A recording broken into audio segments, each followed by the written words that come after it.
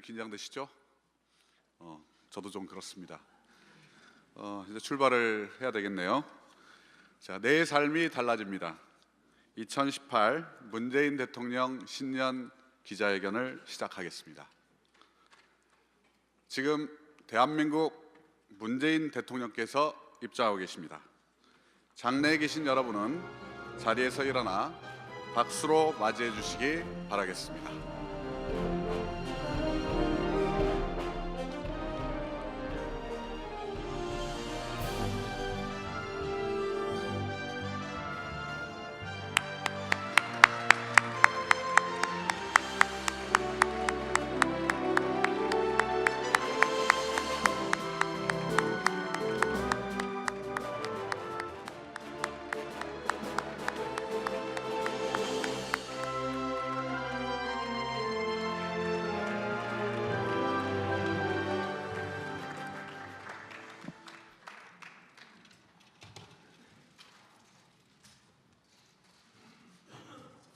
바로 시작을 합니다. 예, 대통령께서 이제 시작을 하시면 되겠습니다.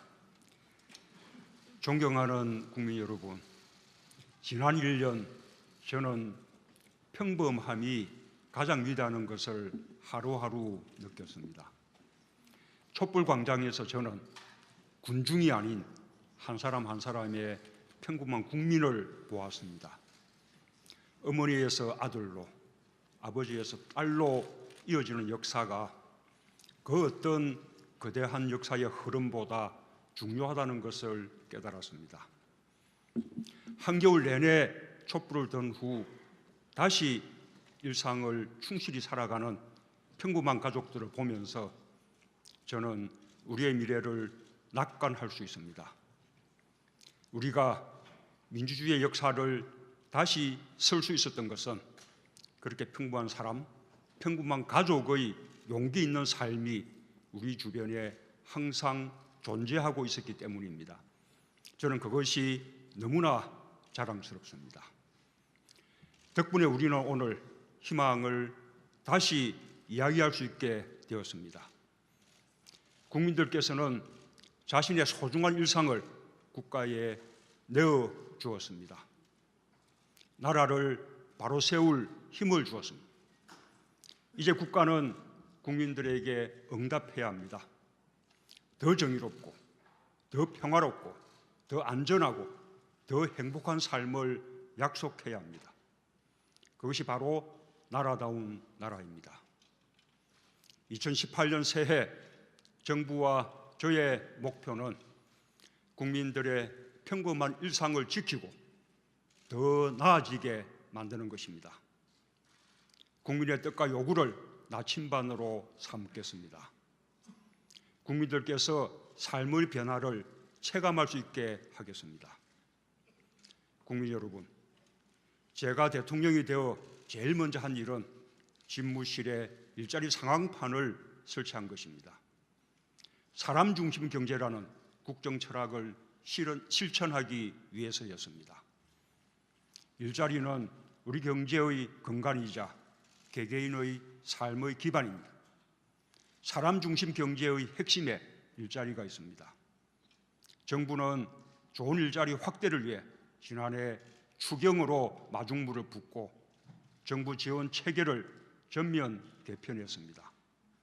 공공부문 비정규직의 정규직화가 시작되었고 8년 만의 대타협으로 올해 최저임금 인상률을 16.4%로 결정했습니다. 일자리 문제 해결에 앞장서는 기업들도 늘어났습니다. 노사 간에도 일자리의 상생을 위한 뜻깊은 노력들이 시작되었습니다. 정부는 올해 이러한 변화들을 확산시켜 나가겠습니다. 특히 최저임금 인상은 우리 경제의 체질을 바꾸는 의미 있는 결정입니다. 저임금 노동자의 삶의 질을 보장하고 가계소득을 높여 소득주도 성장의 기반이 될 것입니다. 상생과 공존을 위하여 소상공인과 영세 중소기업의 부담을 줄여주는 지원 대책도 차질 없이 실행할 것입니다. 취업시장에 진입하는 20대 후반 청년 인구는 작년부터 2021년까지 39만 명 증가했다가 2022년부터는 정반대로 빠르게 감소할 것으로 전망됩니다. 청년 일자리는 이러한 인구 구조 문제에 직면하고 있습니다. 따라서 앞으로 3, 4년간 특단의 대책이 필요합니다. 저는 청년 일자리 문제를 국가적인 과제로 삼아 앞으로도 직접 챙기겠습니다. 일자리 격차를 해소하고 일자리의 질을 개선하는 것도 중요합니다. 비정규직의 정규직화, 임금 격차 해소, 노동시간 단축, 일자리 나누기 같은 근본적인 일자리 개혁을 달성해야 합니다. 특히 노동시간 단축은 우리 삶을 삶답게 만들기 위해 더 이상 미룰 수 없는 과제입니다. 모든 경제 주체의 참여와 협력이 있어야 가능한 일입니다. 사회적 대화와 대타협의 역점을 두고 추진하겠습니다. 노사를 가리지 않고 대기업이든 중소기업이든 정규직이든 비정규직이든 의지를 갖고 만나겠습니다. 노사정 대화를 복원하겠습니다. 국회도 노동시간 단축 입법 등으로 일자리 개혁을 이끌어 주시기 바랍니다. 혁신성장과 공정경제를 위한 정부의 노력도 계속해 나가겠습니다. 혁신성장은 우리의 미래성장 동력 발굴 뿐만 아니라 좋은 일자리 창출을 위해서도 반드시 성공해야 합니다. 연말까지 자율주행차 실험도시가 구축됩니다. 2,000개의 스마트 공장도 새로 보급됩니다. 스마트시티의 새로운 모델도 몇 군데 조성할 계획입니다. 국민들께서 4차 산업혁명과 혁신성장의 성과를 직접 느낄 수 있기를 기대합니다. 공정경제는 반칙과 특권이 없는 사회, 더불어 잘 사는 나라로 가기 위한 기반입니다. 채용비리, 우월한 지위를 악용한 갑질 문화 등 생활 속 적폐를 반드시 건절하겠습니다. 모든 국민이 공정한 기회와 경쟁을 보장받고 억울하지 않도록 해나갈 것입니다. 재벌 개혁은 경제의 투명성은 물론 경제 성과를 중소기업과 국민에게 돌려준다는 측면에서도 중요합니다. 엄정한 법 집행으로 일감 몰아주기를 없애겠습니다. 총수일가의 편법적 지배력 확장을 억제하겠습니다. 기업의 지배구조 개선을 위해 주주 의결권을 확대하고 스튜어드십 코드를 도입하겠습니다. 기업 활동을 억압하거나 위축시키려는 것이 아닙니다. 오히려 재벌 대기업의 세계 경쟁력을 높여줄 것이라고 믿습니다. 금융도 국민과 산업 발전을 지원하는 금융으로 혁신해야 합니다. 금융권의 갑질, 부당대출 등 금융 적폐를 없애고 다양한 금융사업이 발전할 수 있도록 진입 규제도 개선하겠습니다. 불안전 금융 판매 등 소비자 피해를 막고 서민, 중소상인을 위한 금융 기능을 대폭 강화할 것입니다. 존경하는 국민 여러분, 지난해 여러 차례 안타까운 재해와 사고가 있었습니다. 그럴 때마다 모든 게 대통령과 정부의 책임인 것 같아 마음이 무거웠습니다. 새해에는 안전한 대한민국을 만드는 데 온 힘을 다하겠습니다. 국민 안전을 정부의 핵심 국정 목표로 삼고 체계적으로 관리하겠습니다. 특히 대규모 재난과 사고에 대해서는 일회성 대책이 아니라 상시적인 대응이 가능하도록 시스템을 정비하겠습니다.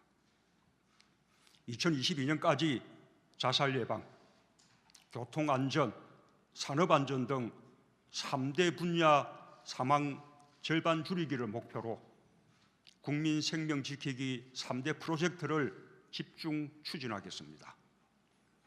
감염병, 식품, 화학제품 등의 안전 문제도 정기적으로 이행 상황을 점검해 국민들께 보고드리겠습니다. 아동학대, 청소년 폭력, 젠더 폭력을 추방해야 합니다. 범정부적인 역점 사업으로 추진하겠습니다. 세월호 아이들과 맺은 약속, 안전한 대한민국을 꼭 만들겠습니다. 존경하는 국민 여러분, 지난 한 해 많은 국민을 만났습니다. 일상을 포기하고 치매 가족을 보살피는 분, 창업 실패로 인생의 막다른 골목에 처한 청년, 방과 후 혼자 있는 아이를 걱정하는 직장맘, 한 분 한 분이 소중한 우리 국민입니다. 올해 우리는 국민소득 3만 불 시대를 맞이할 것입니다. 3만이라는 수치가 중요하지 않습니다. 국민소득 3만 불에 걸맞는 삶의 질을 우리 국민이 실제로 누리는 것이 중요합니다. 이제 나라와 정부가 국가의 국민의 울타리가 되고 우산이 되겠습니다. 정부의 정책과 예산으로 더 꼼꼼하게 국민의 삶을 챙기겠습니다. 이달부터 건강보험 보장성 강화와 치매 국가 책임제가 본격적으로 시작됩니다.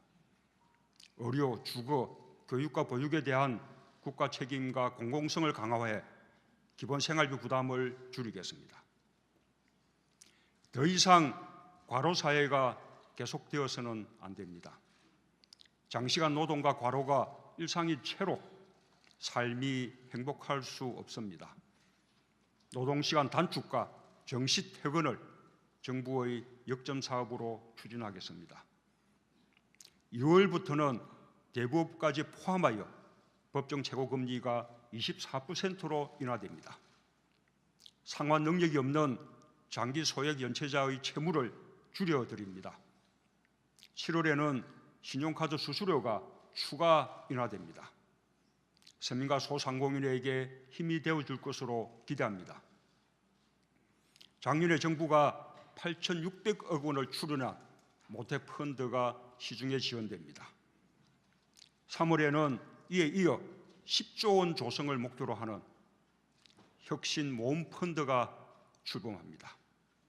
창의적인 아이디어를 가진 청년들이 창업에 도전할 수 있도록 정부가 펀드를 통해 자금을 지원하고 기술 개발, 판로 개척도 도울 것입니다. 3월에 정책금융기관의 연대보증제도가 전면 폐지됩니다. 재창업 지원 프로그램 전용 펀드도 본격적으로 지원을 시작합니다. 두려움 없이 창업에 도전하고 실패를 겪어도 다시 도전할 수 있는 사회로 나아갈 것입니다. 7월에는 노동자와 기업이 여행 경비를 적립하면 정부가 추가 비용을 지원하는 노동자 휴가 지원 제도가 새로 시행됩니다. 저소득층에게 지원되는 문화이용권이 1인당 6만 원에서 7만 원으로 늘어나고 도서 구입, 공연 관람 등 문화 지출에 대한 소득 공제도 새로 시행됩니다. 국민들께서 좀 더 문화를 향유하고 휴식 있는 삶을 즐길 수 있게 되기를 바랍니다. 9월부터 어르신들 기초연금이 20만 원에서 25만 원으로 인상됩니다. 어르신들의 건강도 돌보겠습니다. 지난해 중증 치매 환자 의료비와 틀니 치료비의 본인 부담률을 대폭 낮추었습니다. 올해 하반기에는 임플란트 치료비의 본인 부담률이 50%에서 30%로 인하됩니다. 육아의 부담을 국가가 함께 지겠습니다. 9월부터 만 5세까지 아동수당 10만 원이 새로 지급됩니다. 믿고 맡길 수 있는 국공립 어린이집이 올해 450곳 더 생깁니다. 정부가 지원하는 보육료 단가가 9.6% 인상되어 보육 서비스의 질이 좋아질 것입니다. 온종일 돌봄 서비스를 시군구로 확대하는 시범 사업이 상반기에 시작됩니다. 직장 마음의 걱정을 들어드리겠습니다. 여성이 결혼, 출산, 육아를 하면서도 자신의 삶과 가치를 지켜나갈 수 있는 사회를 만들어 가겠습니다. 국민의 삶을 개선하기 위해 정부도 혁신하겠습니다. 혁신의 방향은 다시 국민입니다. 정부 운영을 사회적 가치 중심으로 바꾸겠습니다. 국민의 참여와 협력을 통해 할 일을 하는 정부가 되겠습니다. 공직사회의 낡은 관행을 혁신해서 신뢰받는 정부로 거듭나겠습니다. 2월 말까지 정부 혁신 종합 추진계획을 수립하여 추진하겠습니다. 존경하는 국민 여러분, 지난해 우리 국민들이 들었던 민주주의의 촛불이 국민들의 삶으로 우리 사회 곳곳으로 퍼져가고 있습니다. 지난 연말 취임 후 첫 현장 방문지였던 인천공항공사에서 기쁜 소식이 들려왔습니다. 비정규직 1만 명을 정규직으로 전환하기로 노사가 합의했습니다. 국민의 안전과 생명을 다루는 업무, 상시적이고 지속적인 업무에 종사하는 노동자들은 정규직으로 고용되어야 합니다. 그것이 촛불이 바랐던 상식이고 정의입니다. 10월 20일 대한민국은 새로운 수기 민주주의의 장을 열었습니다. 오랜 갈등 사안이었던 신고리 오리코기 문제를 공론화위원회를 통해 성숙하게 해결했습니다. 대화하고 타협하며 결과를 존중하는 성숙한 민주사회가 촛불이 염원했던 대한민국입니다. 우리 국민은 민주주의 촛불을 더 크고 넓게 밝히고 있습니다. 이제 촛불 정신을 국민의 삶으로 확장하고 제도화해야 합니다. 존경하는 국민 여러분, 헌법은 국민의 삶을 담는 그릇입니다. 국가의 책임과 역할, 국민의 권리에 대한 우리 국민의 생각과 역량이 30년 전과는 크게 달라졌습니다. 30년이 지난 옛 헌법으로는 국민의 뜻을 따라갈 수 없습니다. 국민의 뜻이 국가 운영에 정확하게 반영되도록 국민 주권을 강화해야 합니다. 국민의 기본권을 확대하고 지방 분권과 자치를 강화해야 합니다. 지방선거와 개헌 국민투표 동시 실시는 국민과의 약속입니다. 지난 대선에서 모든 정당과 후보들이 약속했습니다. 사회적 비용을 줄이는 길이기도 합니다. 이번 기회를 놓치고 별도로 국민투표를 하려면 적어도 국민의 세금 1,200억 원 이상을 더 써야 합니다. 개헌은 논의부터 국민의 희망이 되어야지 경략이 되어서는 안 됩니다. 산적한 국정과제의 추진을 어렵게 만드는 블랙홀이 되어서도 안 됩니다. 지방선거와 동시에 개헌 국민투표를 하려면 남은 시간이 많지 않습니다. 국회가 책임 있게 나서주시기를 거듭 요청합니다. 개헌에 대한 합의를 이뤄주시기를 촉구합니다. 정부도 준비하겠습니다. 저는 줄곧 개헌은 내용과 과정 모두 국민의 참여와 의사가 반영되는 국민 개헌이 되어야 한다고 강조해 왔습니다. 저는 그 약속을 지키기 위해 대통령으로서 최선을 다하겠습니다. 국회의 합의를 기다리는 한편 필요하다면 정부도 국민의 의견을 수렴한 국민 개헌안을 준비하고 국회와 협의해 나가겠습니다. 존경하는 국민 여러분, 한반도의 평화 정착으로 국민의 삶이 평화롭고 안정되어야 합니다. 한반도에서 전쟁은 두 번 다시 있어서는 안 됩니다. 우리의 외교와 국방의 궁극의 목표는 한반도에서 전쟁의 재발을 막는 것입니다. 저는 당장의 통일을 원하지 않습니다. 제 임기 중에 북핵 문제를 해결하고 평화를 공고하게 하는 것이 저의 목표입니다. 나라를 바로 세운 우리 국민이 외교 안보의 디딤돌이자 이정표입니다. 한반도에서 평화를 이끌어낼 힘의 원천입니다. 지난해 저는 그 힘의 의지에 주변 4대국가 국제사회에 한반도 평화 원칙을 일관되게 주장할 수 있었습니다. 당당한 중견국으로 신북방 정책과 신남방 정책을 천명할 수 있었습니다. 남북 관계에 있어서도 대화의 필요성을 지속적으로 제기할 수 있었습니다. 어제 북한과 고위급 회담이 열렸습니다. 꽉 막혀있던 남북 대화가 복원되었습니다. 북한의 평창올림픽 참가를 합의했습니다. 트럼프 대통령은 남북 대화와 평창올림픽을 통한 평화 분위기 조성을 지지했습니다. 한미연합훈련의 연기도 합의했습니다. 이제 시작입니다. 우리는 평창 동계올림픽과 패럴림픽을 성공적으로 치러내야 합니다. 평화올림픽이 되도록 끝까지 노력해야 합니다. 나아가 북핵 문제도 평화적으로 해결해야 합니다. 이를 통해 남북관계 개선과 한반도 평화의 정기로 삼아야 합니다. 올해가 한반도 평화와 한반도 평화의 새로운 원년이 되도록 최선을 다하겠습니다. 이 과정에서 동맹국 미국과 중국, 일본 등 관련 국가들을 비롯해 국제사회와 더욱 긴밀히 협력할 것입니다. 평창에서 평화의 물줄기가 흐르게 된다면 이를 공고한 제도로 정착시켜 나가겠습니다. 북핵 문제 해결과 평화 정착을 위해 더 많은 대화와 협력을 이끌어내겠습니다.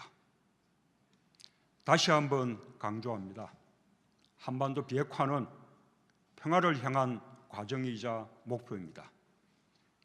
남북이 공동으로 선언한 한반도 비핵화가 결코 양보할 수 없는 우리의 기본 입장입니다. 한반도의 평화의 촛불을 켜겠습니다. 국민 개개인의 삶 속에 깊이 파고든 불안과 불신을 걷어내겠습니다. 한 걸음 한 걸음 국민과 함께 전쟁 걱정 없는 평화롭고 안전한 일상을 만들어 가겠습니다. 존경하는 국민 여러분, 저는 지난주 위안부 피해자 할머니들을 청와대로 모셨습니다. 80년 전 꽃다운 소녀 한 명도 지켜주지 못했던 국가가 피해자 할머니들에게 다시 깊은 상처를 안겼습니다. 국가의 존재 이유를 다시 생각하게 됩니다. 한일 양국 간에 공식적인 합의를 한 사실은 부인할 수 없습니다. 일본과의 관계를 잘 풀어가야 하는 것도 매우 중요합니다. 그러나 잘못된 매듭은 풀어야 합니다. 진실을 외면한 자리에서 길을 낼 수는 없습니다. 진실과 정의라는 원칙으로 돌아가겠습니다. 역사를 바로 세우는 일은 다시는 그런 참혹한 일이 일어나지 않도록 인류 사회에 교훈을 남기고 함께 노력해 나가는 것입니다. 대통령으로서 저에게 부여된 역사적 책무라고 생각합니다. 정부는 피해자 할머니들의 명예와 존엄을 회복해 드리겠습니다. 마음의 상처를 치유할 수 있는 조치들을 취해 나가겠습니다. 이 모든 과정에서 할머니들의 목소리를 듣고 또 듣겠습니다. 할머니들이 남은 여생을 마음 편히 보내실 수 있기를 간절히 바랍니다. 저는 또한 일본과 마음이 통하는 진정한 친구가 되기를 바랍니다. 한국과 일본은 문화적, 역사적으로 많은 부분을 공유하고 있습니다. 양국이 함께 노력하여 공동 번영과 발전을 이루어 나가야 합니다. 저는 지금까지 천명해 왔던 것처럼 역사 문제와 양국 간 미래지향적 협력을 분리하여 노력해 나갈 것입니다. 한일 관계가 미래를 향해 나아갈 때 북핵 문제는 물론 다양하고 실질적인 분야에서 긴밀히 협력해 나갈 수 있을 것이라고 믿습니다. 존경하는 국민 여러분, 내년은 대한민국 임시정부 수립 100주년입니다. 임시정부의 법통을 개성한 대한민국 건국 100주년입니다. 국민 주권을 되찾기 위해 임시정부를 수립한 그때부터 국민 주권을 실현하기 위해 촛불을 들어 새로운 정부를 출범시키기까지 대한민국은 국민의 힘으로 여기까지 왔습니다. 대한민국이 앞으로 갈 길도 국민의 길이 되어야 합니다. 국민이 행복할 수 있는 조건과 환경을 만드는 것이 올해 우리가 모두 함께 해야 할 일입니다. 새로운 100년을 다짐하며 대한민국이 가야 할 길입니다. 평범한 삶이 민주주의를 키우고 평범한 삶이 더 좋아지는 한 해를 만들어 보겠습니다. 감사합니다.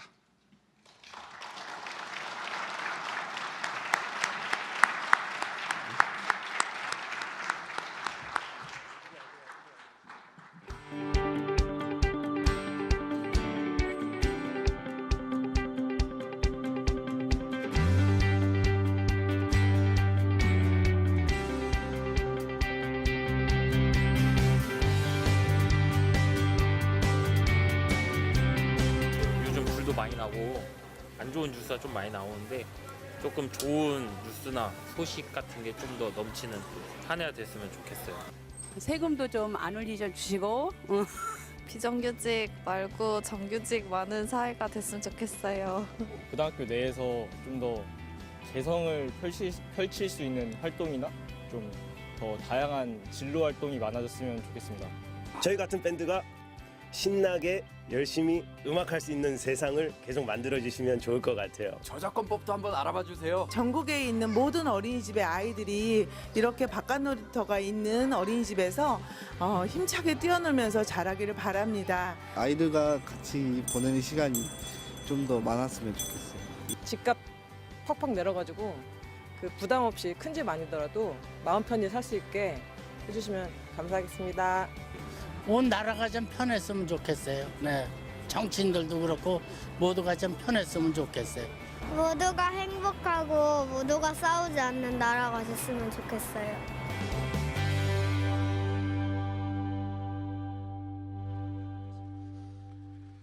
예, 안녕하십니까? 저는 오늘 진행을 맡은 청와대 국민소통수석 윤영찬입니다. 본격적인 기자회견에 앞서 오늘 질의응답 방식에 대해서 간단히 설명을 드리도록 하겠습니다. 오늘 기자회견은 대통령과 언론인이 자유롭게 묻고 자유롭게 답변하는 방식입니다. 역대 대통령 기자회견에서 전례가 없었던 대통령께서 즉석에서 질문자를 직접 지명하는 방식입니다. 대통령 지명 방식이 처음이라 질문자 호명 과정에 일부 혼선이 있을 수가 있습니다. 대통령께서 손으로 지명하고 눈을 마지막으로 맞춘 기자분에게 질문권이 주어집니다. 나도 눈 맞췄다. 일방적으로 일하시면 곤란합니다. 기자 여러분들의 양심을 믿겠습니다. 질문하실 기자는 자리에 서서 소속사와 이름을 밝혀주시고 한 가지만 질문을 해주십시오. 질문이 다양한 주제에서 나올 수 있도록 주제를 나눠봤습니다. 먼저 정치, 외교, 안보 분야에서 6개, 경제, 민생 분야에서 4개, 평창 동계올림픽을 포함한 사회 분야, 문화 분야에서 2개 질문을 받겠습니다. 방송이나 중앙지 등 특정 기자군의 질문이 몰리면 제가 사회자 직권으로 관여를 하겠습니다. 해외 언론 질의응답 시에는 질문 시에는 순차 통역으로 답변 시에는 동시 통역을 진행하겠습니다. 그럼 이제부터 정치, 외교, 안보 분야 질의응답을 시작하겠습니다. 기자 여러분 손 들어 주십시오.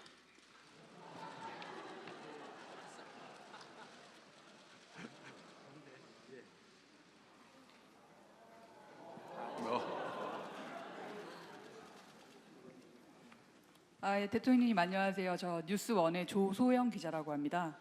일단 이렇게 취임 첫 신년 회견을 맡게 되신 것을 축하드리고요. 제 질문은 오늘 신년사에서 상당히 다양한 분야에서 총망라해서 말씀을 주셨어요. 그럼 이제 집권 2년차 이거를 이제 구상을 해서 실현을 하시려면 야당과의 관계도 굉장히 중요할 것 같은데요. 야당과의 관계 설정을 어떻게 하실 것이고, 그리고 새해를 맞아서 영수회담을 하실 생각이 있으신지 궁금합니다.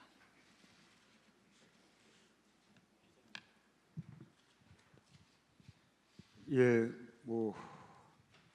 지금 우리가 여소야대의 국면이기 때문에 이 개혁을 위해서는 협치를 통해서 야당과 소통하고 또 협력을 받아내는 것이 대단히 중요한 것 같습니다. 새해에도 진정성을 가지고 여러 가지 소통하고 대화를 하면서 야당과 협치해 나갈 수 있도록 최선을 다하겠습니다. 예.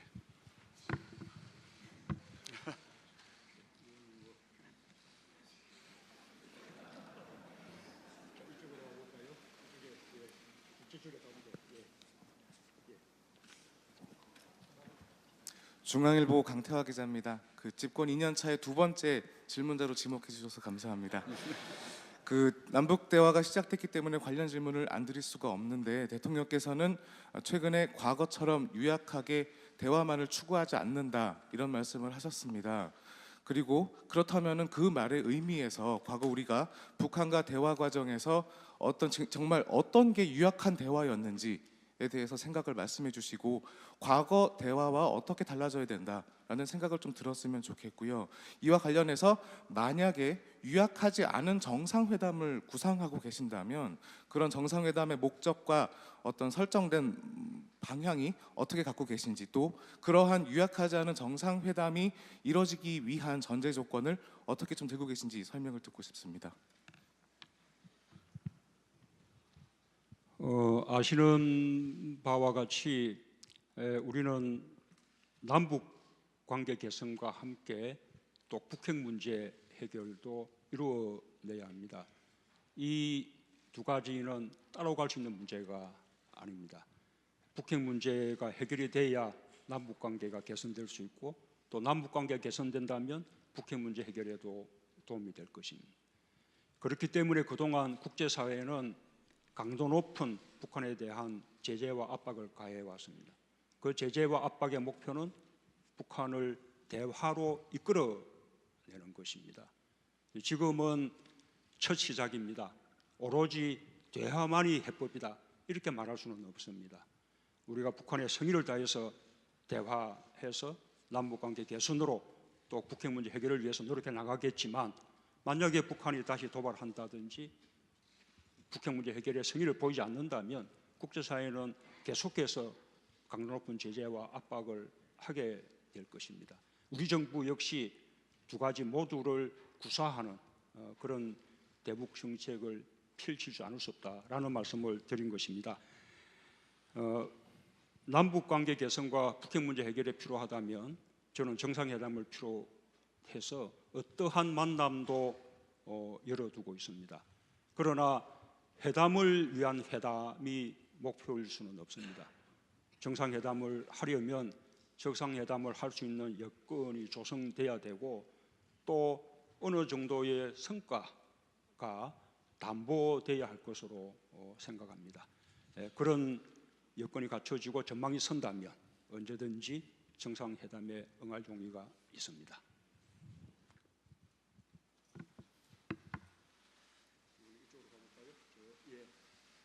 이쪽에서 방금 손 드신 분이요.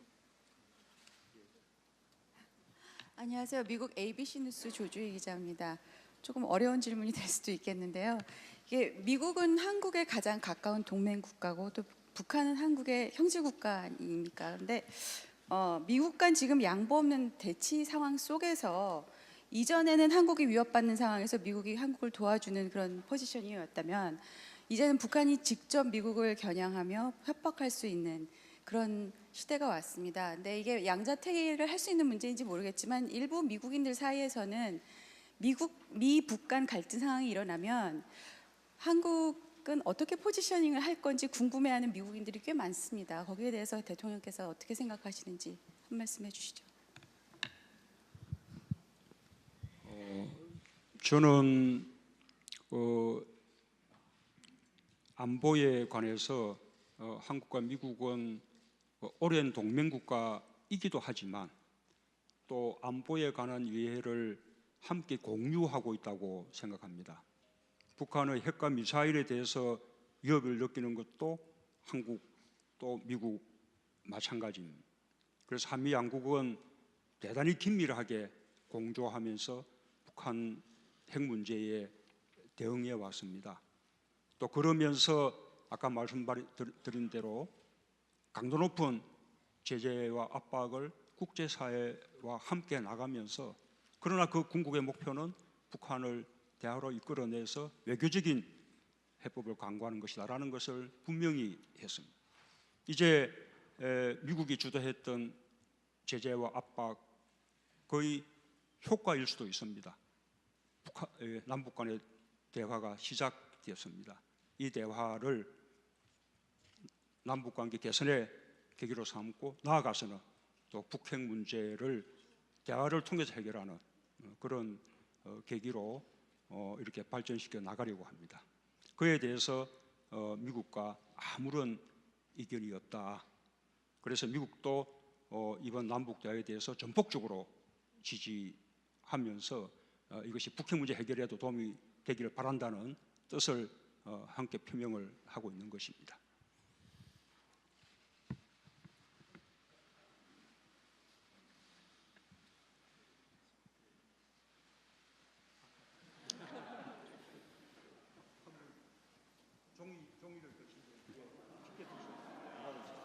네, 종이 드신 네, 충청 대표 언론 디트니스 24의 유재민 기자입니다. 대통령께서는 그 지방 소멸이라는 단어를 들어보셨습니까? 지방 소멸이요. 지방 소멸. 수도권 집중화로 인해서 그 지방의 인구가 감소하고 일자리가 줄어드는 그 위기 속에서 나오고 있는 말인데요. 그래서 그 지방분권 개헌을 하자는 건데요.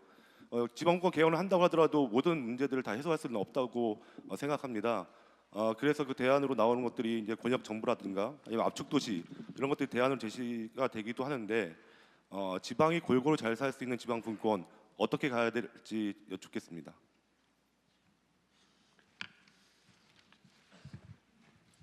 우선 그 지방 분권과 자치를 강화하겠다라는 우리 정부의 정책 기조에 대해서 과연 지방이 그런 역량을 갖추고 있느냐 그런 의구심을 가지는 분들도 있습니다.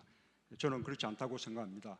지금 지방 정부들은 충분한 역량을 갖추고 있고 오히려 중앙 정치에서 부족한 부분들을 저는 지방 정부가 메워주고 있다고 생각합니다. 지방 그 정부가 단순한 행정 사무의 어떤 한 부분을 이렇게 자치하는 데서 넘어서서 재정, 조직, 인사 그리고 복지에 대해서도 자치권과 분권을 확대해 나간다면 지방 정부는 주민들을 위해서 보다 밀착하면서 많은 일들을 할 수 있을 테고 그것은 또 지방을 균형 있게 발전시켜주는 길이기도 합니다. 그렇게 된다면 누구나 다 서울로 수도권으로 이렇게 몰려드는 현상을 억제하면서 지방이 피폐해지는 또 공동화되는 그런 길을 근본적으로 막을 수 있다고 생각합니다. 예, 지금 정치 분야 3개가 계속되다가 우리 지방 쪽에서 질문이 나왔기 때문에 계속해서 정치 외교 안보 쪽 질문을 3개 더 받겠습니다.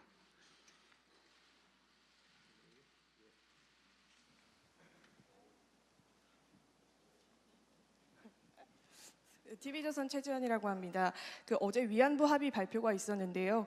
대통령께서 과연 만족하실 만한 수준의 위안부 합의 결과가 이루어졌는지 지난해 12월 28일에 비해서 만족하실 만한 수준이었는지 묻고 싶고, 그때 청와대에 오신 위안부 할머니들 취재해 보니까 재협상이나 보통 파기를 주장하셨는데 어제 그 수준의 합의 결과는 나오지 못했습니다. 그거에 대한 대통령의 생각 궁금하고, 또 사드나 원전이나 다 절차적 정당성을 먼저 주장을 하시는데 그거에 비해서 이제 지난 대선 때 공약으로 내세웠던 정책은 결국 실현되지 못한다는, 공약은 실현되지 못하고 있다는 평가도 나오거든요. 절차적 정당성만 주장하고.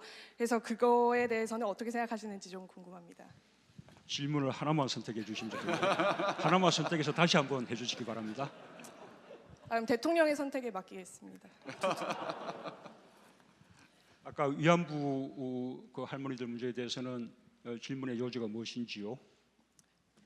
어제 위안부 할머니들이 만족할 만한 수준의 위안부 합의 결과가 나오지 않은 것 같아서요. 대통령께서는 만족할 만한 수준이셨는지, 그리고 재협상이나 파기는 불가능하다는 입장을 천명하셨는데 어떤 과정을 통해서 그런 결과를 도출해내신 건지 궁금합니다. 예, 만족할 수 있겠습니까? 이 상대가 있는 일이고 외교적인 문제이고, 또 이미 앞에 정부에서 양국 간의 공식적인 합의를 했던 그런 일이기 때문에 우리가 충분히 만족할 수 없다 하더라도 현실적으로 최선인 그런 방법을 찾아내야 되는 것이죠. 그런 방안을 이 정부가 발표한 것이었다고 생각합니다. 기존의 합의에 대해서 이렇게 받아들이기 어렵다고 한다면 왜 파기하고 재협상을 요구하지 않는 것이냐, 그런 이제 질문을 할 수 있겠습니다. 그러나 저는 기본적으로 이 위안부 문제는 진실과 정의의 원칙에 의해서 해결될 수밖에 없다고 생각합니다. 일본이 그 진실을 인정하고 또 피해자 할머니들에 대해서 진심을 다해서 사죄하고, 그리고 그것을 교훈으로 삼으면서 다시는 그런 일이 일어나지 않도록 국제사회와 함께 노력해 나갈 때, 그러면 할머니들도 그 피해를 용서할 수 있을 것이고 일본을 용서할 수 있을 것이고, 그것이 완전한 위안부 문제의 해결이라고 생각합니다. 그렇게 해결돼야 하는 것이지, 정부와 정부 간에 피해자를 배제한 채 조건과 조건을 주고받는 방식으로 해결될 수 있는 문제가 아니라고 생각합니다. 지난 정부에서 양 정부가 그런 식으로 서로의 요구 조건을 주고받는 방식으로 피해자들을 배제한 가운데 문제 해결을 도모한 것 자체가 잘못된 방식이었던 것이죠. 우리는 일본에 대해서 위안부 문제의 말하자면 진실과 정의라는 원칙에 입각한 해결을 촉구할 것입니다. 그러나 그것은 우리가 기존의 합의를 파기하고 재협상을 요구함으로써 해결할 수 있는 문제는 아니다라고 생각하는 것입니다. 예, 우리 기자 여러분 질문은 우리 처음 약속대로 한 가지씩만 해주시기 바랍니다. 예, 다음 질문 이어가겠습니다.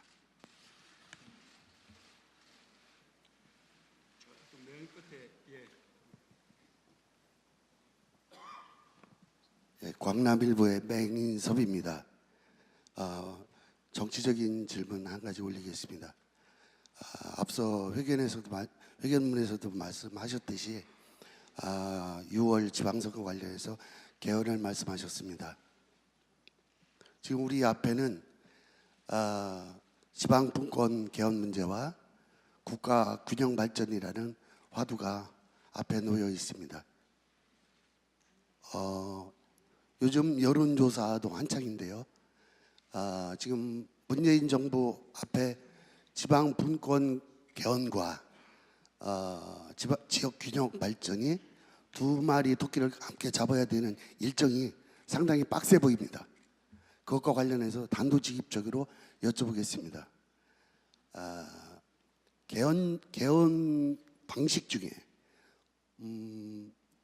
대통령 4년 중임제, 분권형 대통령제, 총리와 대통령에게 권한을 나눠받는 분권형 대통령제, 의원 내각제.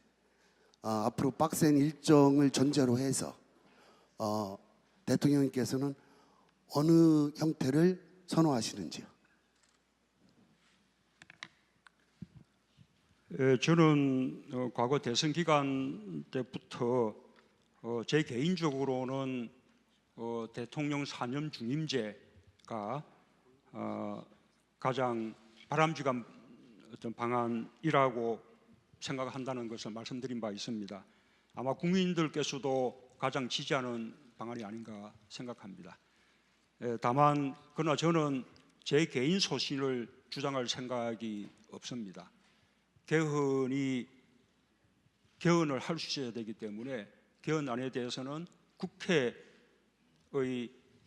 3분의 2 찬성을 받을 수 있어야 하고 또 국민투표에서 통과돼야 합니다. 그래서 국회가 동의하고 또 국민들이 지지할 수 있는 그런 어떤 최소 부모들을 찾아내는 것이 필요하다고 생각합니다. 그런 어떤 최소 부모 속에 지방 분권 개헌은 너무나 당연하다고 생각하고요. 또 국민들의 기본권을 확대하는 개헌도 저는 당연한 일이라고 생각합니다. 중앙 권력 구조를 어떻게 개편할 것인가라는 부분은 말하자면 많은 의견들이 있을 수 있는 그런 부분입니다. 그 부분에 대해서는 가장 지지받을 수 있는 방안을 찾아낼 수밖에 없는 것이고 만약에 그 부분에 대해서 하나의 합의를 이뤄낼 수 없다면 그 부분에 대해서는 또 개헌을 다음으로 미루는 그런 방안도 생각해야 할 것이라고 생각합니다. 어떤 선에서 우리가 합의를 이룰 수 있을 것인지 국회와 긴밀하게 더 협의해 나가겠습니다. 예, 정치 외교 안보 분야 일단 1라운드 마지막 질문입니다.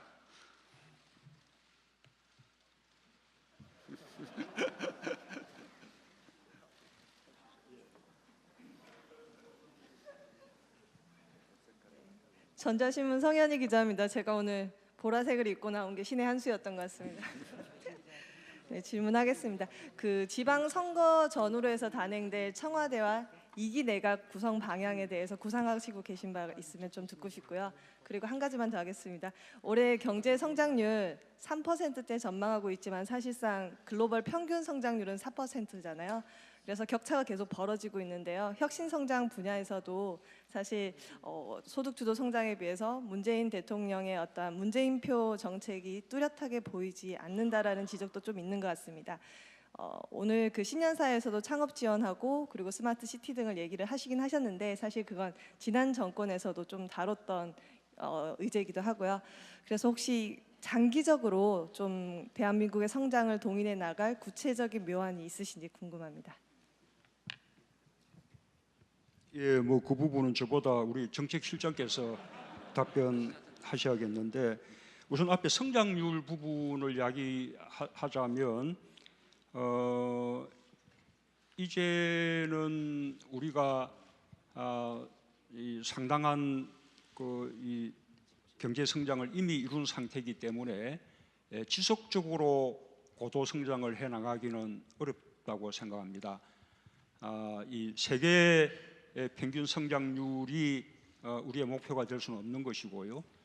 우리가 이제 OECD 국가들 가운데서 우리가 상위권의 성장률을 유지할 수 있다면 저는 그것은 뭐 만족할 수 있다고 생각합니다. 이제는 2% 또는 3%대의 성장을 말하자면 우리의 새로운 어떤 그 노멀한 상태로 받아들여야 하지 않을까 생각하고요.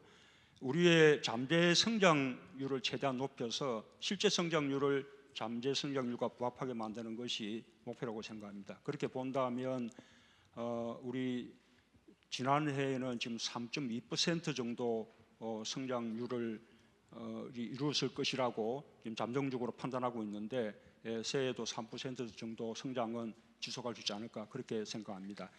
그리고 앞으로 계속해서 성장해 나갈 수 있는 뭐 산업 정책 이 부분은 우리 정책실장님 설명을 하시겠습니까?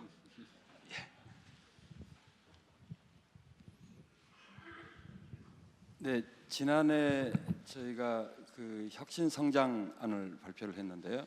이 정부의 성장의 두 축입니다. 일자리 소득을 통해서 수요 창출을 통한 성장, 그리고 공급 측면에서 산업 분야의 성장을 지난해 12월에 발표를 저희가 했었는데요.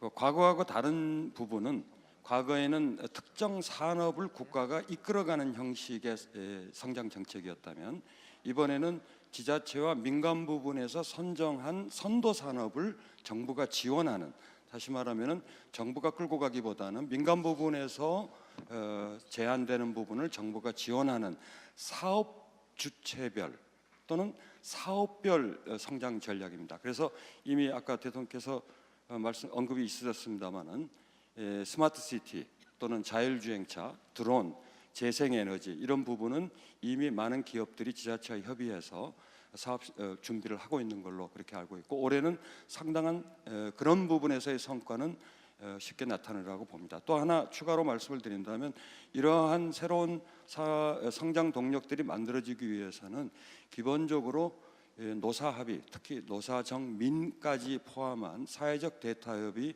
매우 중요하기 때문에 1월 중에 사회적 대타협에 관한 기구가 우리 노사정위원회가 출범이 되면 그러한 저희가 계획하고 있는 또는 민간에서 계획하고 있는 선도 사업에서 노사 대타협을 통해서 일자리도 만들고 또 새로운 사업 또는 산업을 일으키는 그런 좋은 사례를 만들려고 예정을 하고 있습니다. 네. 그리고 성현아 기자님. 청와대 및 2기 첫 내각 번째 구성, 질문이 네. 청와대 2기 개편에 청와대 대한 및 2기 내각 2기 내각. 네, 저도 굉장히 관심 있는 2기 질문이라요. 내각 구성 방향성에 대해서만 간단하게 부탁드립니다. 예, 그 부분은 지금 질문 자체가 뜻밖입니다. 아직 뭐 아무런 생각이 없는 문제에 대한 질문이었습니다. 예. 예, 다음 이제 경제 분야로 질문이 넘어갑니다. 우리 이 경제 분야와 관련된 질문을 하실 기자분들께 손 들어 주십시오. 저랑 눈 마주친 거 맞죠, 대통령님? 경제 문제로 넘어가기 전에 방금 질문이 경제 문제에 관한 거여서 정치 외교에 관한 걸 하나 더 여쭤보겠습니다. 대통령께서 좀 불편하실 수도 있는 질문이 될 수도 있는데요. 어제 아랍에미레이트에서 특사가 왔습니다. 처음에는 어떤 언론이 이 문제는 문재인 정부의 탈원전 정책과 관련이 있는 것 같다라고 보도를 하면서 불거지기 시작했는데요. 제 모친까지도 도대체 그 건은 어떻게 된 거냐 이렇게 관심을 가질 정도로 국민들이 의문이 많습니다. 특히 외교 상대가 있는 외교 문제이고, 그리고 그 나라가 왕정 국가라는 특성상 모든 것을 다 공개하기 힘들 수도 있을 텐데, 제가 궁금한 거는 그 국민들의 안전, 생명을 위협할 정도의 국민들이 모르는 이전에 어떤 협정이 있었는가, 그리고 어제 만남에서 그런 협정 부분에 수정이 가해졌는가, 가해지지 않았다면 앞으로 어떻게 하실 계획인지 답변 부탁드립니다.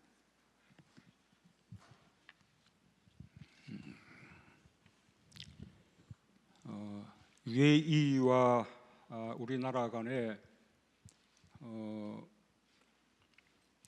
노무현 정부 때부터 시작해서 이명박 정부, 박근혜 정부 이어서 군사 협력에 관한 여러 건의 협정과 MOU가 체결되었습니다. 그러나 그 가운데 공개된 것은 노무현 정부 때 체결됐던 정보 군사에 관한 협정뿐이었고, 이명박 박근혜 정부에 있었던 여러 건의 협정이나 MOU들은 전혀 공개되지 않았습니다. 그리고 그때 정부가 공개하지 않는 이유에 대해서는 상대국인 아랍에미리트 측에서 공개가 되지 않기를 바라고 있다라는 것이 그 비공개 이유였습니다. 뭐 그런 상황은 뭐 지금도 계속되고 있다고 생각합니다. 기본적으로 저는 그 이 외교 관계도 최대한 투명하게 이루어져야 한다고 생각하지만 또 앞에 정부에서 양국 간에 공개하지 않기로 그렇게 또 그 합의를 했다면 그 점에 대해서도 존중할 필요가 있다고 생각합니다. 다만 그 공개되지 아니한 협정이나 MOU의 내용 속에 좀 흠결이 있을 수 있다면 그런 부분들은 앞으로 시간을 두고 UA 측과 이렇게 수정하거나 보완하는 문제를 협의해 나가겠습니다. 그리고 적절한 시기가 된다면 공개할 수 있을 것이라고 그렇게 생각합니다. 예, 다음 경제 분야 다시 질문을 받겠습니다. 손 들어주십시오. 방금 바로 옆자리. 아까 제가 그렇게 지목을 하고 했는데 우리 김보영 기자가 문제를 쓰셨습니다. 예. 네, 반갑습니다. 머니투데이 김성희 기자입니다. 제가 100일 회견 때도 질문 드리고 이렇게 두 번째 질문 기회 갖게 돼서 영광입니다. 그 경제 분야로 국한을 하다 보니까 저도 좀 무거울 수도 있는 질문을 드리게 되는데 최저임금 인상 문제입니다. 물론 10년 사이도 언급을 하셨지만 이 최저임금 인상은 뭐 후폭풍이라고 할 정도로 이제 영향이 좀 있는 것 같고요. 또 단순히 최저임금에 국한하는 게 아니고 그 노동시간 단축 말씀하신 것과도 다 연계되어 있는 그런 문제라고 생각합니다. 이 노동시간 단축과 과로사회 극복은 하려고 하다 보면 이 자영업자들은 오히려 더 과로하게 되고 정시퇴근을 못하게 되는 이런 문제도 생기고 있는 것 같아서 거기에 대한 대책 있으시면 말씀 부탁드립니다. 우선 최저임금 인상이 그 일자리를 줄일 것이다 라는 그 염려들이 있습니다. 그러나 우리나라도 최저임금 두 자릿수 인상이 처음이 아닙니다. 과거에 여러 번 있었던 일이고요. 외국의 경우에도 최저임금을 새로 도입하거나 또 대폭 올리는 그런 일들이 있었는데 그럴 때마다 고용과의 그 어떤 그 상관관계가 늘 논의가 되곤 합니다. 우리 국내의 과거 전례도 그렇고 또 외국의 연구 결과도 그렇고 그것이 일시적으로 또 일부 한계 기업들의 고용을 줄일 가능성은 있지만 그러나 정착되면 오히려 경제가 살아나면서 일자리가 늘어난다라는 것이 대체로 경향인 것으로 보입니다. 지금 금년에 상당히 높은 최저임금 인상이 이루어졌기 때문에 지금 우리 1월 달에 그에 대한 다소 뭐 혼란스러운 일이라든지 걱정들이 있을 수 있을 것 같습니다. 여러 가지 한계 기업들 특히 이 아파트 경비원이라든지 또 청소하는 분들이라든지 이런 어떤 취약계층 쪽에 고용들이 좀 위협받을 그런 이제 소지가 있다고 봅니다. 그런 부분에 대해서는 우리 청와대부터 직접 점검해 나가면서 최선을 다해서 그런 일이 발생하지 않도록 그렇게 노력해 나갈 것입니다. 이 자영업자들이나 소상공인들의 부담에 대해서는 정부가 이미 대책을 마련했습니다. 일자리 안정자금 3조 원을 예산으로 확보해서 고용보험으로 들어오기만 하면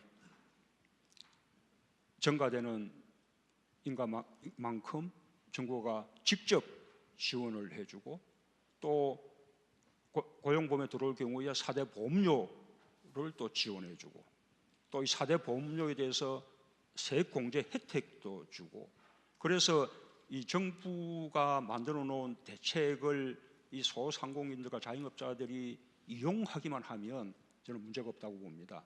다만 여전히 정부의 지원 대책에도 불구하고 이 사회보험의 바깥에 머무는 노동자들을 어떻게 할 것인가라는 것이 이제 과제이고 그분들이 저희도 걱정하는 바인데 하여튼 그 점에 대해서 우리 청와대와 정부가 최선을 다해서 그분들이 제도권 속에 들어와서 지원을 받을 수 있도록 노력해 나가겠습니다. 예, 1라운드 경제 분야 마지막 질문 받겠습니다.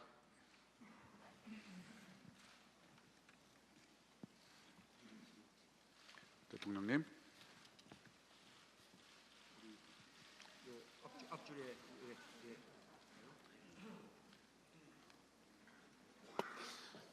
안녕하세요. 문 대통령님. I've just arrived in Seoul, so thank you very much for having me. I'm Laura Bicker from the BBC. I'd like to ask you a question with regards to North Korea. Now, you have pursued this in policy of engagement. The US policy is one of maximum pressure. Is there not a potential for a flashpoint between those two policies, and how will you deal with it? Thank you. 대통령님 안녕하십니까? 저는 서울에 부임한 BBC 로라 비커라고 합니다. 저는 북한에 관련돼서 질문 드리고 싶은데요. 한국은 관여 정책을 추구하고 있습니다. 하지만 미국은 최대 압박 제재를 추구하고 있습니다. 어느 단계에서는 이 두 개의 정책이 부딪히는 때가 오지 않을까 싶은데요. 그런 시기가 오면 어떻게 이것을 다루실지 대통령님의 생각 궁금합니다. 예. 한국의 그 대북 관여 정책과 미국의 압박 정책이 충돌했을 경우에 이게 다를 경우에 어떻게 대통령께서 정책을 취하실지에 대한 질문입니다. 예, 우리가 현실적으로 가지고 있는 고민입니다. 아까 말씀드린 바와 같이 미국과 한국은 아주 긴밀하게 공조하고 있고 지금까지 이 대북 정책, 특히 북한의 핵과 미사일 도발에 대한 대응에 있어서는 전혀 이견 없이 빈틈없이 협력해 왔다 이렇게 말씀드릴 수 있습니다. 그런데 이 국제사회가 북한의 핵과 미사일 이 문제를 해결하기 위해서 아주 강도 높은 제재와 압박을 하고 있고 북한이 도발하면 할수록 그 제재와 압박의 수위를 높여 오고 있는데 이 목표는 북한으로 하여금 대화의 길로 나와서 핵이 아니라 국제사회와 공존하는 길을 찾도록 하려는 데 있다고 생각합니다.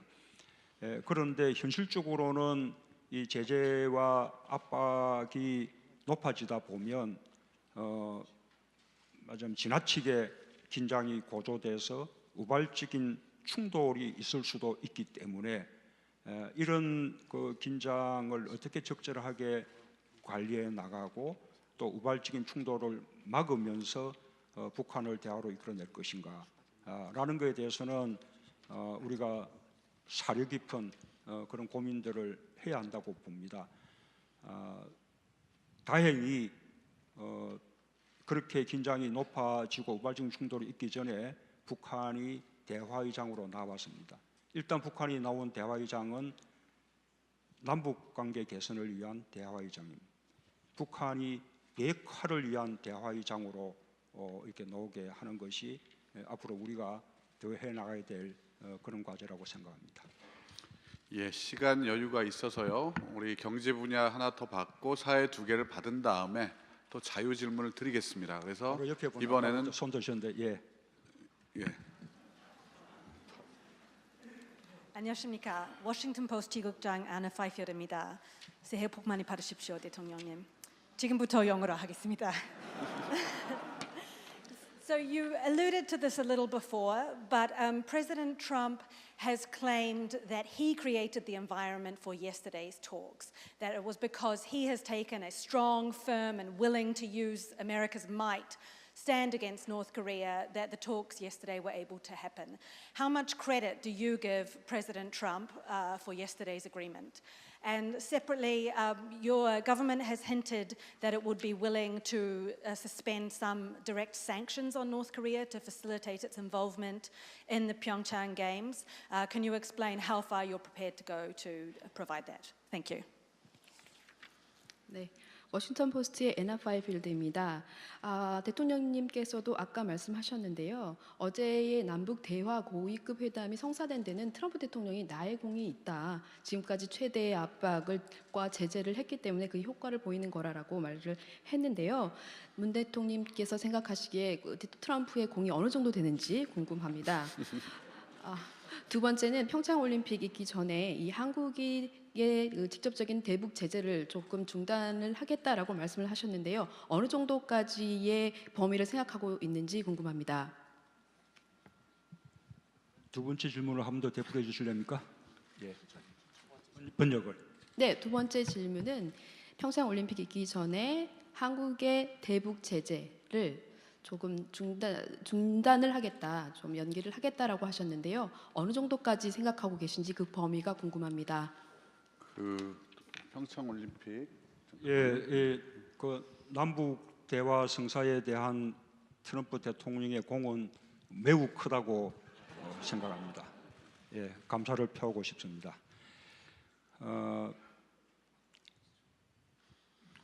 지금 북한과 이 대화가 시작되긴 했지만 이 북핵 문제가 해결된 것이 아니기 때문에 한국은 국제사회와 제재에 대해서는 보조를 함께 맞춰 나갈 것입니다. 한국이 국제적인 어떤 대북 제재와 별개로 독자적으로 대북 제재를 완화할 생각은 지금은 가지고 있지 않습니다.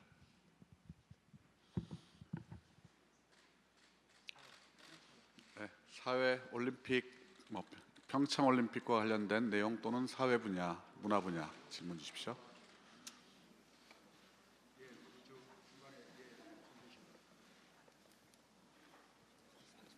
저 조선비제 박정혁 기자입니다. 저 2017년에 그 대통령께서 당내 경선 과정에서 다른 후보를 지지하던 의원들한테 이제 문자 폭탄이나 18원 후원금 같은 게 이제 쏟아지니까 그런 거에 대해서 과도한 표현들이 있어서 의원들이 상처를 받았고 그런 부분들에서 위로도 드린다 뭐 이런 표현을 하셨는데요. 사실 제가 이 얘기를 거창하게 드린 이유는 기자들이 이제 기사로 표현을 할 때 최근에 이제 대통령의 나 아니면 정부 정책에 대해서 비판적인 기사를 쓰면 댓글들에 굉장히 많은 안 좋은 댓글들이 달리는 경우가 많은데요. 지지자분들께서 좀 보내시는 그 격한 표현이 많이 있는 것 같습니다. 대통령께서 그런 부분들에 대해서 어떻게 생각하고 계신지, 그리고 그 격한 표현들이 있다면 그 지지자분들께 어떻게 표현을 좀 했으면 좋겠다라고 전하실 말씀이 있으신지 궁금합니다. 그래야 좀 편하게 기사를 쓸 수 있을 것 같아서. 예.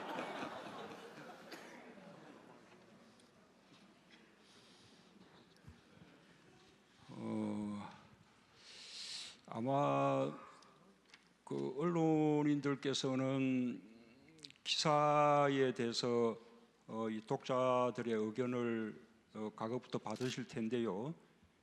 지금처럼 그렇게 활발하게 많은 이렇게 댓글을 받거나 하는 것이 조금 익숙하지 않은지 모르겠습니다.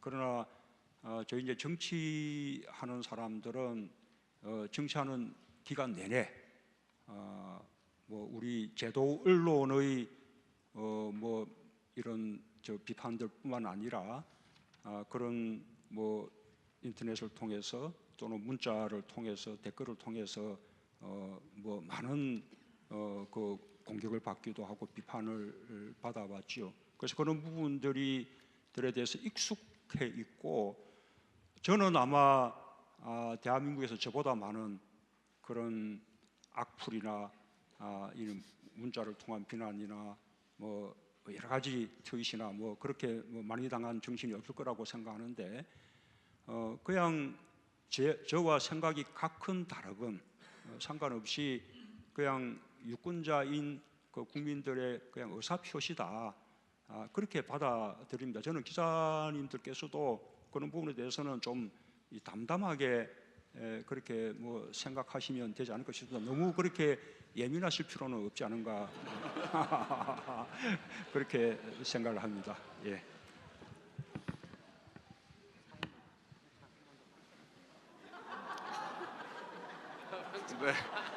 네, 우리 감사합니다, 대통령님.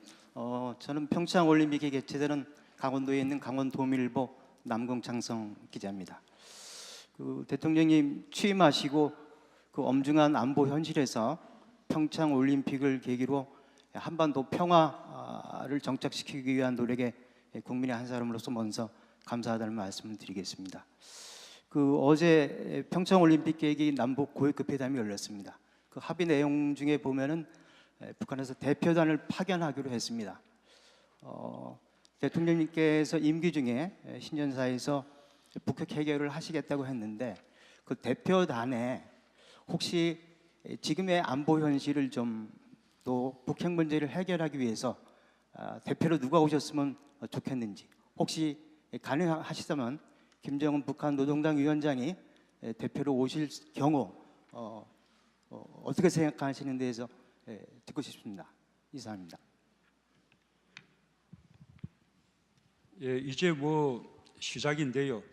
어제 이제 첫 걸음인데 출발이 좋았다고 생각합니다. 그러나 그렇다고 해서 너무 이렇게 뭐 앞서 뭐 가면서 이런저런 가정을 할 그 단계는 아니라고 보고요. 북한이 평창 올림픽 계기에 대표단을 보내기로 한 것은 대단히 바람직한 일이라고 생각합니다. 가능하면 고위급 대표단이 돼서 어제와 같은 대화의 장이 또 평창 올림픽 그 기간에도 다시 이어지기를 바라는 그런 마음입니다.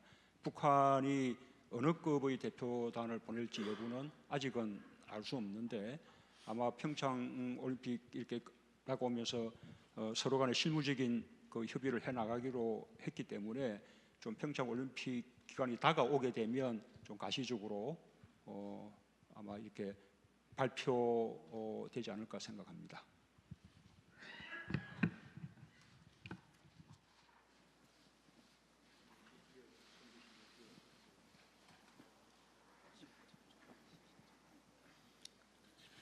예, 감사합니다. 저는 대전일보 송충원이라고 합니다. 개헌에 관련해서 좀 여쭤보고 싶은데요.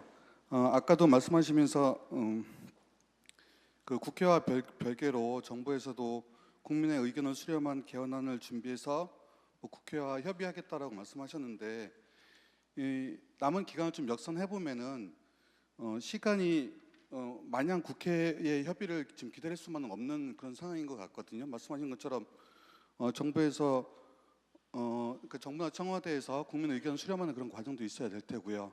그래서 언제까지 국회의 협의 과정을 좀 지켜보실 수 있는 마지노선 시기가 언제인지 하고요. 그 관련해서 아까 그 기본권 강화하고 또 그 지방 분권 그런 부분들 계속 강화하는 그런 그 개헌을 그 말씀하셨는데, 그런 부분 정부에서 어떻게 준비하고 계신지, 컨트롤 타워가 있는지 좀 궁금합니다. 대체로 지방선거 시기에 개헌 국민투표를 함께 하려면 아마도 3월 중 정도에는 발의가 돼야 되지 않을까 생각합니다. 그러려면 국회 개헌 특위에서 2월 말 정도까지는 개헌안에 대한 합의가 이루어져야 되지 않을까 생각하고요. 그것이 가능한지를 저희가 잘 살펴보겠습니다. 국회의 그 개헌 특위의 논의가 2월 정도의 합의를 통해서 3월 정도 발의가 가능하다고 판단된다면 저는 국회 쪽의 논의를 더 지켜보면서 기다릴 생각입니다. 그러나 그것이 기대하기 어렵다고 판단되면 정부가 보다 일찍 개헌에 대한 준비를 자체적으로 또 해나가야 되지 않을까 싶습니다. 개헌안은 오래전부터 이 논의되어 왔기 때문에 지방 분권 분야든 기본권 강화 분야든 그다음에 또 이 중앙 권력구조 개편 부분이든 안들은 좀 더 나와 있습니다. 그런 가운데서 서로 합의할 수 있는 부분을 모으면 된다고 생각합니다. 저는 두 가지 그 개헌의 길이 있다고 봅니다. 만약에 국회가 의지를 가지고 있고 이 정부와 함께 그 협의가 된다면 저는 최대한 넓은 개헌을 할 수 있을 것이라고 봅니다. 그러나 국회와 정부가 함께 이렇게 합의가 되지 않고 만약 정부가 발의하게 된다면 아마도 국민들이 공감하고 지지할 수 있는, 또 국회의 의결도 받아낼 수 있는 그런 어떤 최소한의 개헌으로 좁힐 필요가 있을 수도 있겠다는 생각을 가집니다. 그리고 정부가 개헌을 추진하는 과정에서 중요한 것은 그런 개헌의 안을 마련하는 과정에서 국민들의 의견을 폭넓게 수렴해서 국민과 함께 이렇게 개헌을 해 나가는 그런 노력들이 중요하다고 보고 있습니다. 예, 이제 질문이 한 7, 8분 정도 시간이 남았습니다. 한 3분 정도만 더 받을 수 있을 것 같은데요. 일단 자유질문으로 들어가겠습니다. 그리고 오늘 지상파 방송에서는 지금 아무도 질문이 없는데 두 번째 질문을 지상파께 드릴 테니까 손을 들어주시고요. 일단 자유질문 들어가겠습니다.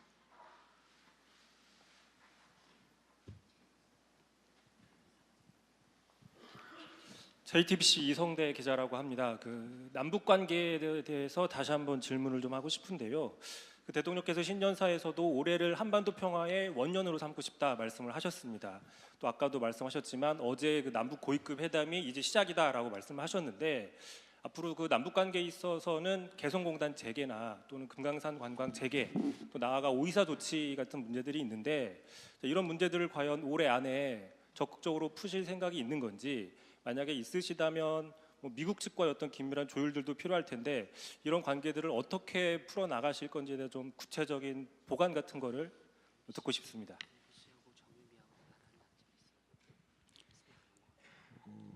일단 그 오이사 조치 중에서 어떤 경제적인 교류 부분, 그리고 또 개성공단, 금강산 관광 이런 부분들은 지금 이제 국제적으로 이루어지고 있는 제재, 특히 그 유엔 안보리가 결의한 제재 그 틀 속에서 판단하지 않을 수 없을 것 같습니다. 이것이 유엔 안보리가 결의한 어떤 제재 범위 속에 있는 것이라면 우리가 독자적으로 그 부분들을 해제하기는 어렵다고 봅니다. 결국은 북한하고의 관계 개선은 북핵 문제 해결과 함께 가지 않을 수 없다고 봅니다. 저는 이 두 트랩의 서로 대화 노력이 서로 선순환 작용을 할 것이라고 봅니다. 남북 관계 개선을 위한 대화 또 노력들이 북핵 문제 해결에도 도움을 주게 되고, 또 북핵 문제 해결의 부분에서 좀 진도가 나가야 또 남북 관계도 그만큼 더 발전할 수 있고 그런 관계라고 봅니다. 일단 우리로서 할 수 있는 것은 남북 관계 개선을 위한 이 북한의 대화를 통해서 북한이 비핵화를 위한 대화로도 나서도록 그렇게 유도해 내는 것이라고 봅니다. 그런 것이 이루어진다면 그 속에서 아까 개성공단 재개라든지 금강산 관광의 재개 문제는 그 속에서 검토해 나가겠습니다. 네, 지상파 분 중에서 이번엔 질문을 해주시죠. 예.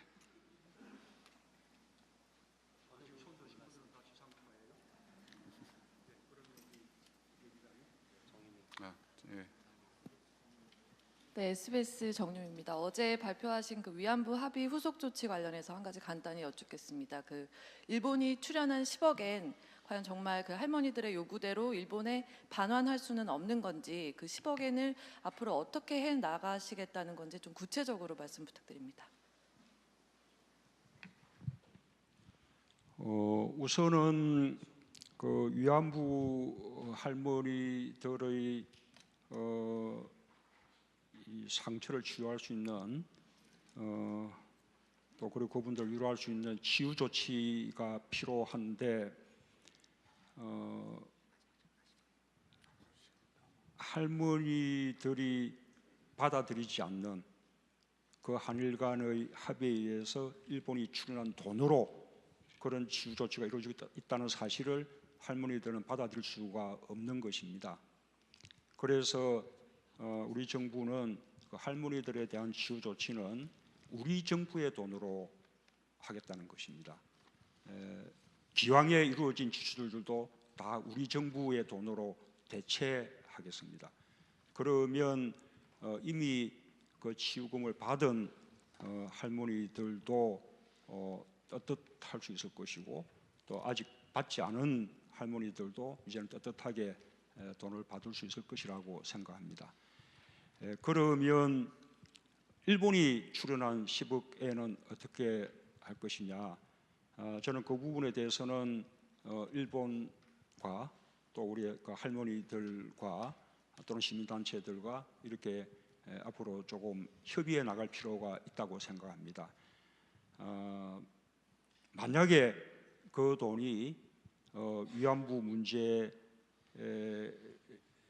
해결할 수 있는 어떤 좋은 그런 목적으로 사용될 수 있다면, 그리고 그 사용에 대해서 일본과 우리 위안부 할머니들 또 시민단체들이 또 동의한다면 저는 그것도 하나의 바람직할 수 있다고 생각합니다.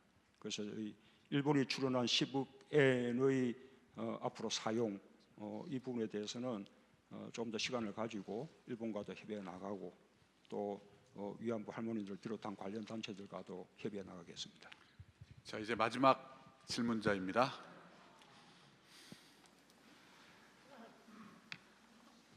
마지막입니다.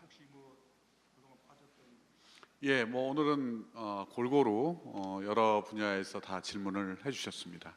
대통령님 마음대로 골라주십시오.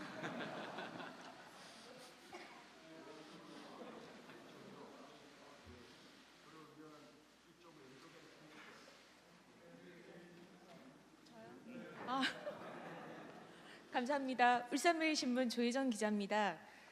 대통령님께서는 그 약속을 꼭 지킨다는 그런 소신을 강조하고 계신데요. 예전에 그 대선 공약 때 핵심 약속 중에서 이 그 기자회견을 대변인에게만 맡기지 않고 직접 기자들을 찾아서 이 수시 브리핑을 하신다는 약속을 하셨습니다. 오늘 또 이렇게 대변인의 입이 아니라 이 대통령님의 직접적인 워딩을 들으니까 더 귀에 쏙쏙 들어오는 것 같은데요. 이 취임 이후에 그 많은 버라이어티한 일들이 많았습니다. 그 신고리 원전 사회적 합의 갈등도 있었고요. 헌재 소장이 국회 동의 없이 그 인선이 굉장히 연장되는 그런 어려움도 있었습니다.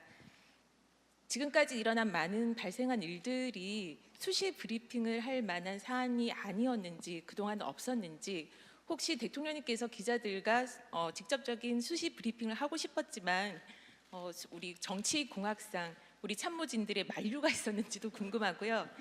앞으로 어떤 사안에 대해서 수시 브리핑을 하실 의향이 있으신지 여쭙고 싶습니다.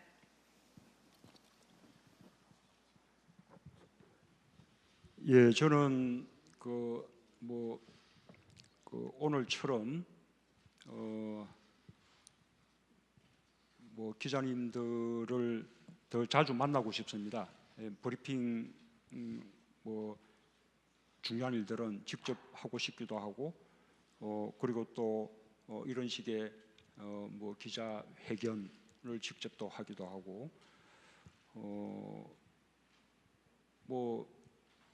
그런데 또 많은 일들이 있었고, 그 가운데 해외에 나가야 되는 일정들도 많았고, 그래서 하고 싶은 일들을 다 할 수는 없는 상황이죠. 어쨌든 국민과의 소통은 가장 중요한 일이라고 생각합니다. 그리고 국민과의 소통의 방법으로 우리 언론과 소통하는 것은 또 그 가운데서도 또 핵심적인 것이 될 수 있기 때문에 언론과의 접촉을 더 늘려 나가도록 그렇게 노력해 나가겠습니다. 예, 이제 질문은 모두 끝났고요. 여러분들 질문 많이 하셨습니다. 오늘 처음으로 이제 실시한 대통령 직접 지명 방식의 기자회견을 해봤는데요. 일부 기자분들께서는 아예 양손을 드시는 분도 계시고, 어떤 분은 아예 인형을 들고 오셔가지고 올리시는 분도 계시고, 눈도 안 마주쳤는데 몸부터 일하시는 분도 오늘 계셨습니다. 아마 새로운 문화가 이제 정착이 돼갈 것 같습니다. 이것으로 오늘 회견을 모두 마치기로 하겠습니다. 지금까지 함께해 주신 언론인 여러분, 그리고 시청해 주신 국민 여러분, 대단히 감사합니다. 문재인 대통령께서 퇴장하시겠습니다. 장내 계신 여러분, 질문 기회 못 드린 분들께는 죄송스럽다 말씀드리고요. 다음에 또 이런 기회가 있다면 그때는 또 오늘 질문하지 못하신 분들에게 또 기회를 드리겠습니다. 감사합니다.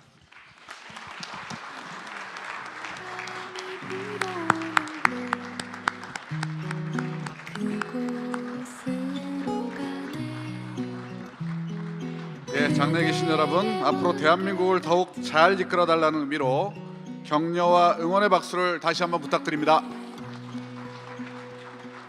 국민 여러분, 내 삶이 달라집니다. 국민의 나라, 정의로운 대한민국을 위해 더욱 매진하는 문재인 정부가 되겠습니다. 새해 복 많이 받으십시오. 감사합니다.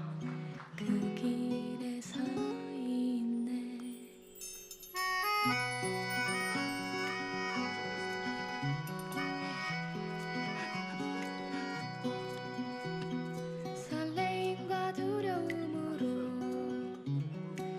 불안한 행복이지만 고생들 하셨습니다. 예, 고생들 하셨습니다.